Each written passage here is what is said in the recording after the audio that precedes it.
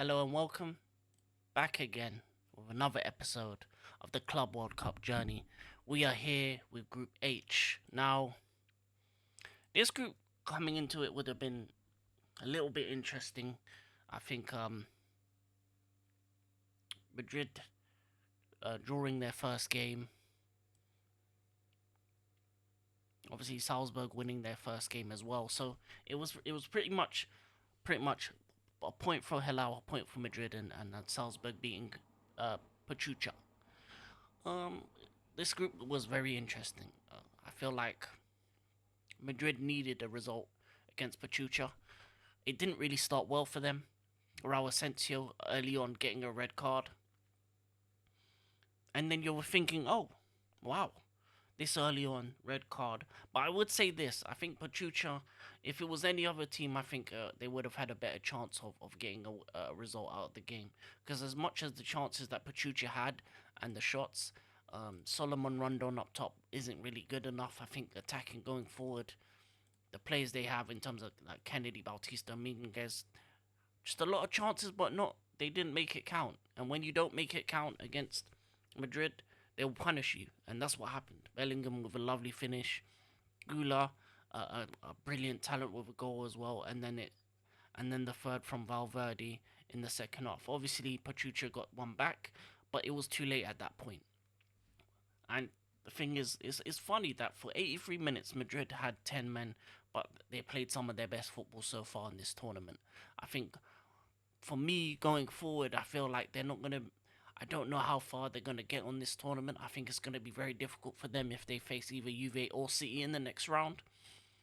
As much as Madrid is a big team, I think they're still getting used to the system that Xabi Alonso's trying to play. I think there's still inconsistencies in the level of play as well, and it'll be interesting to see um what they do going forward because I feel like there's a lot of problems with their team, but at the same time, it was a good win coming,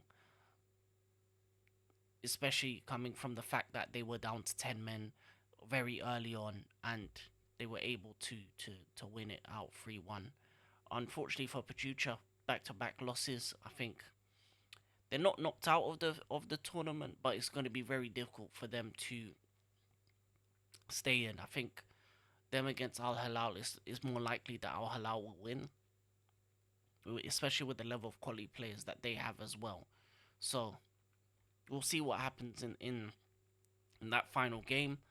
Al Hilal still has every chance of getting through. Obviously, they played Salzburg, and this was a very close match. It was very tight, 0-0. Um, a lot of chances on either side. I just think, I think for this game in particular, the shooting boots weren't there. I think both teams had level of quality. It's funny when it comes to these two teams, it's like different sides of the spectrum. Salzburg is a very youth orientated team.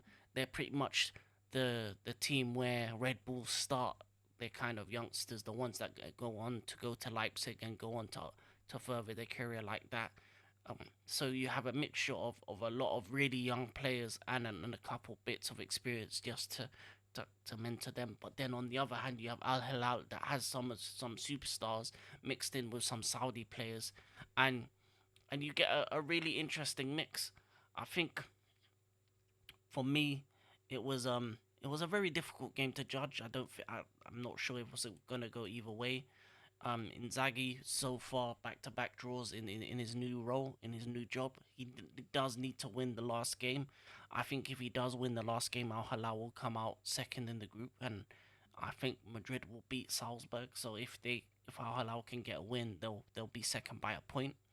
But that doesn't mean Salzburg doesn't have a chance. So it's still very close in terms of the group. I think Madrid will lead it, but it's going to be difficult for them in the next round because whoever they come out to face is going to cause them problems. Juve with their attack, with the likes of Conceição and Yildiz, and Man City with the likes of Haaland, Cherki, and them guys there.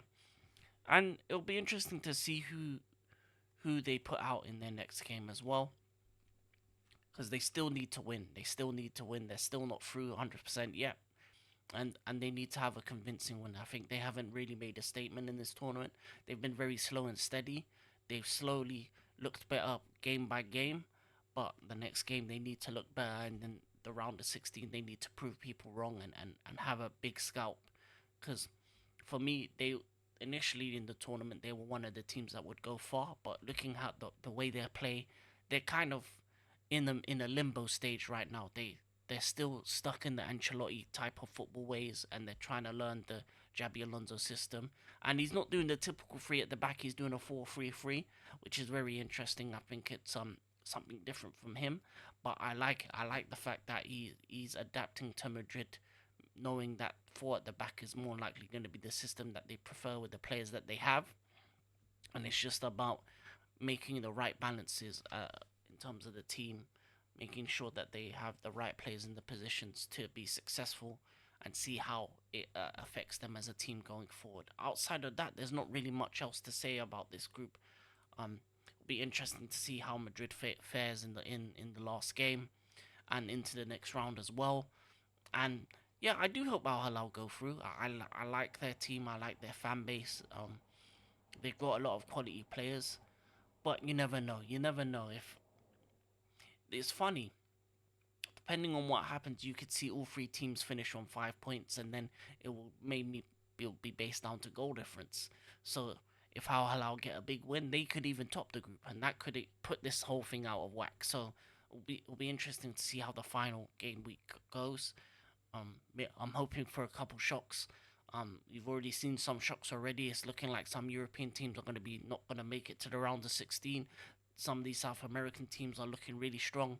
So I think you can see going forward that the group stage is showing that the Club World Cup is nothing to be played with, because you have different teams and different levels of quality, but also different levels of fatigue, fitness, and things of that nature as well. So be interesting to see what happens. But yeah, I'm hoping that Madrid do go through and face one of the Juve or City, either one, and see how that fixture goes as well. I'm trying to see what level they're at, because that's the litmus test of how good you are as a team. Can you beat some of the best to get to the next rounds?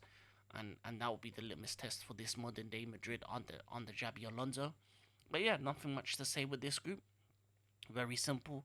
Um, a draw with the Al Hilal Salzburg, but both teams with bits of quality and just unfortunate on the finishing, and Madrid with a lovely win, even though they were down to 10 men.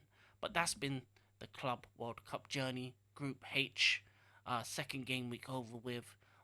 We're watching the third game week at the moment, and we'll see who comes out of these groups and what are the matchups for the round of 16. But that's been me. I'm out. Peace.